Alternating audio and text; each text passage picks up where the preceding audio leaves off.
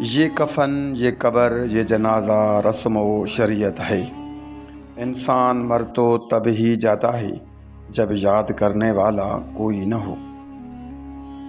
جی دوستو، شاعر نے اس شعر میں انسان کی حقیقی موت کو جسمانی موت سے زیادہ جذباتی اور سماجی موت سے جوڑتا ہے۔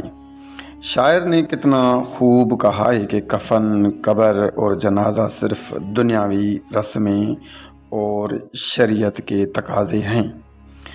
اصل موت تو تب واقع ہوتی ہے جب انسان کو یاد کرنے والا کوئی نہ ہو۔ اس کا مطلب یہ ہے کہ انسان کا وجود اس وقت تک قائم رہتا ہے جب تک وہ کسی کے دل و دماغ میں زندہ رہتا ہے۔ جب کوئی اسے یاد کرنے والا نہیں رہتا تو اس کا نام، اس کی پہچان اور اس کی زندگی کا مقصد صرف ختم ہو جاتا ہے۔ یہ ایک طرح کی جذباتی اور روحانی موت ہے جو جسمانی موت سے کہیں زیادہ تکلیف دہ ہوتی ہے۔